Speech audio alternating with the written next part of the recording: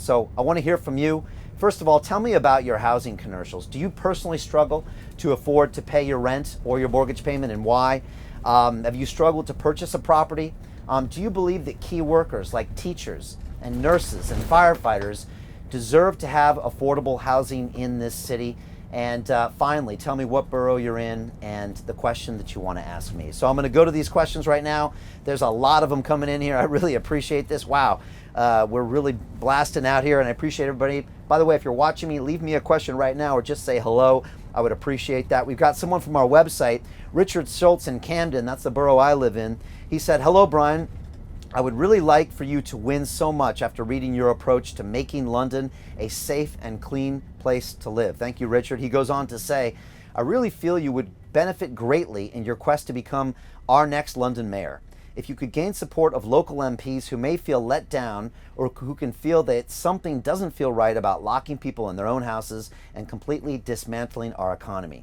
Your message is brilliant, but how can we get the whole UK to hear you if the media won't tell us about you? Richard, it's a great point that you make. The truth is actually the media is taking notice, but also we've got our own digital channels, and that's what makes me different than any other mayoral candidate, probably different than any other politician in Britain, is that I already have my own channels. I've got 5 million subscribers, 500 million views, and that way I can already communicate with you in a constant way. And getting London back to work in a safe way is one of my most important policies, and that's what I want to do, and I think people are really starting to pick up on this. We can do this by protecting those vulnerable and protecting the elderly, but also get this city back to work. You know, the hospitality venues, the restaurants, the pub cafes, they're only responsible for 3% of COVID transmissions. They know how to operate safely. We've just got to give them the chance to do so. So, Richard, I appreciate your thoughts, and I'm definitely going to move forward. People are taking notice of my message, and we're having a ton of success. So I appreciate you. I've got Darren in Islington saying, hello, Brian. I am keen on your plan for the revitalization of urban environments, pedestrianization, and air quality improvements. What is your view on the quote-unquote people-friendly streets we have in Islington and other boroughs? I am personally very much in favor of these, but I feel your, albeit temporary suspension of congestion charges conflicts with the green ethos. Could you clarify? Great question, Darren. The reason I want to eliminate the congestion charge for 6 months is because I want to bring business back into London. If we don't give our economy that jolt, then we're not going to have anything to talk about. We won't even have the tax revenues to do anything we can with this business. So again, I want to reduce the congestion charge and have a congestion charge holiday for 6 months.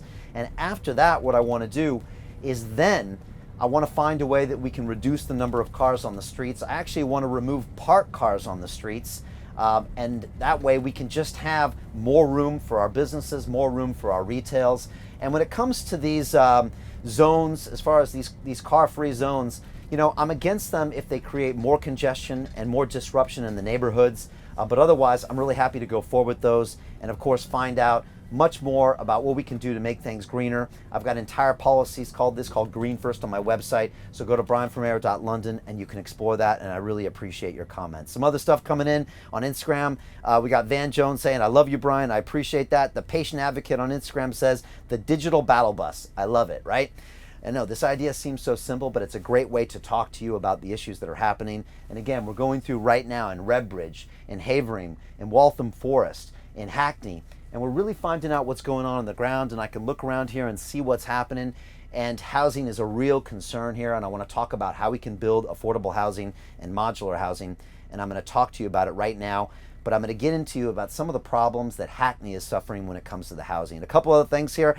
I got Vincent Iannucci on Instagram says, I have friends in Redbridge. I'll tell them to look out for you. That's fantastic. People are honking their horns when they go by. I got Moonphase on Instagram saying simply Brian for mayor. Thank you very much. I've got Crawley88 on Instagram says, I just found out you're going to run for London mayor. Brilliant news. I appreciate you. I've got Fitz on Instagram says, one bedroom in Hackney is now over £400,000. It's disgusting is what he says. I was born and raised here and I can't afford to stay in my own borough. Fitz, that's exactly what I'm talking about. And this is why it's so important that I'm out here on the road. This is why it's important that I'm out here campaigning. People said, babe, maybe you should stay at home, Brian. No, I don't think so, because you've got Fitz here that has a great point. He is there in Hackney. He's being asked for £400,000 for a one-bedroom place in Hackney. There's no affordable homes, and he's struggling with a real serious issue. And it's not just you, Fitz. It's people in Redbridge. It's people in South Woodford. It's people in Waltham Forest. It's people in Tower Hamlets. I've been to all these boroughs talking to people on the ground. It's people in Southwark. I was in Lambeth yesterday as well. This is a real issue, and let's talk about this issue right now.